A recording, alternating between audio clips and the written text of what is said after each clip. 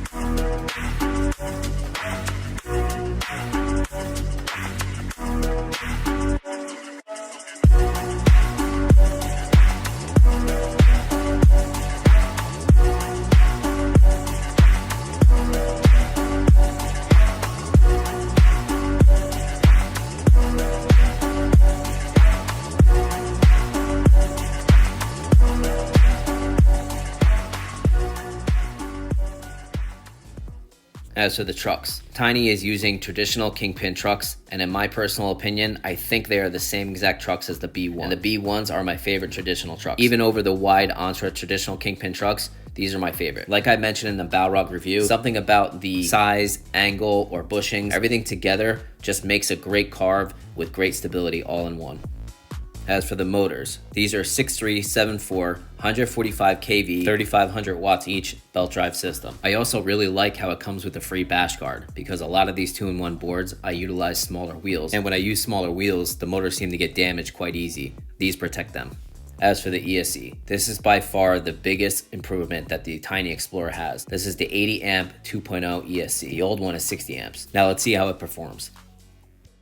Okay guys, here we go. Acceleration test on the TYNEE Explorer. Full battery in turbo mode. 1, 2, 3, go. Oh, okay. That's good. Good. For its price point, definitely good. I'd probably say it's like a Zeus Pro kind of feel, but this is less money than a Zeus Pro. All right, TYNEE Explorer maxes on the GTR2 6-inch 47T. All right, that's a little bit more expensive, but it does have more features. However, that is a 10S4P. This is a 12S4P. On go. 1, 2, 3, go.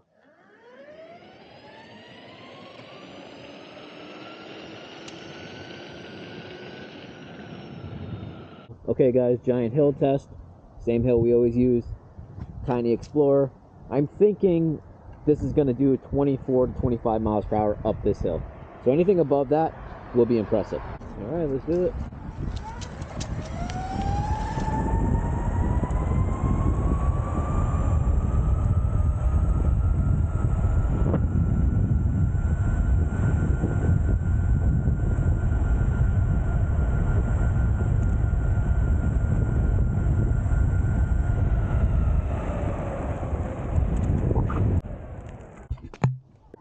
Okay, that got up there very easy. Didn't fly up like an M-board endurance, but it got up there very easy. 25.1 miles per hour, so pretty much right where I thought. Good stuff. Okay guys, top speed test on the TYNEE Explorer. Let's do it.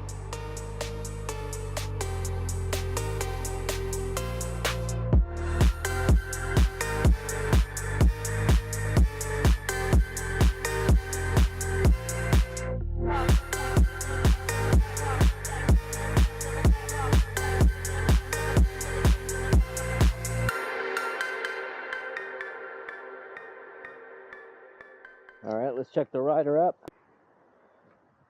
30.9 up a slight hill. So 31 is definitely doable. All right, let's do a brake test at 14 miles per hour. My brakes are at 70%. So they're not set on the highest or not on the lowest, obviously. 1, 2, 3, brake. Good, good, good. No complaints there. As for the battery, TYNEE EXPLORER is utilizing Molicel 12S 4P P42A 726 watt-hour battery. As for the range, I'm a 155-pound rider, and the temperature was about 43 degrees Fahrenheit. I did do a decent amount of off-roading, and I carved like a crackhead, and I also rode in mostly turbo mode. I got 19 miles with the all-terrain version with the TYNEE EXPLORER. Now, I will say I was full throttling this board most of the range tests. Now, when I normally do a range test, I do bursts of full throttles here and there, but most of the time I'm cruising because that's normally how I ride. I don't normally ride full throttle most of my rides, but this one was so much fun, I had to. Now here's 1 bar left riding the board, and I got the 10% warning about 10 minutes ago. So this is probably around 5%, and I'm still doing 28 miles per hour.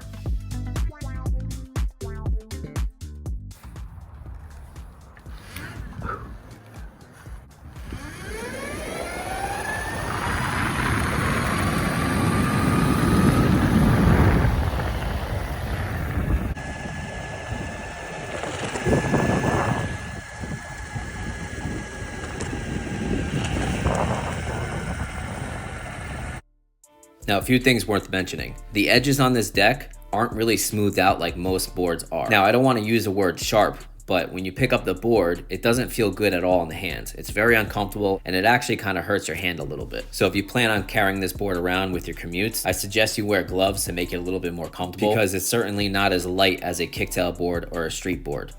The charging port cover is so sleek, I couldn't even find out where to charge the board at first. It also doesn't come loose during rides, and it just hides and protects the charging port very well. The board was also packaged up very well, came with extra belts, tubes, a handle for the board, your charging cable for the remote, a 4 amp charger for the board, a user manual, hex keys, the remote itself, a pump, and of course a T-tool. The remote that the board utilizes has everything you need. The data screen shows the mile per hour, your board battery meter, your remote meter, which ride mode you're in. It shows your acceleration levels, your brake levels, your trip miles, your total miles on the board, and of course a forward and reverse arrow. Now they use this analog switch for the reverse, so you don't click it into reverse by accident while riding. And you can see the arrow going up and down as you switch it to reverse and forward. Now if you click the mode button 3 times, it gives you a back screen. This has tons and tons of features. With all these features, you can customize the way you want the board to feel and ride and perform. I don't know any other flex deck 2-in-1 board in this price range that has these features within the remote itself. And this section is a much user-friendly section in order to change your ratio and your tire size so you can get an accurate readout of your speed and total distance. And of course, it has a 1-button auto on and off feature. Final thoughts. Now I actually had this board with this Gen 1 with this 60A amp ESC, and I actually didn't like it at all. This 80 amp ESC is dramatically different.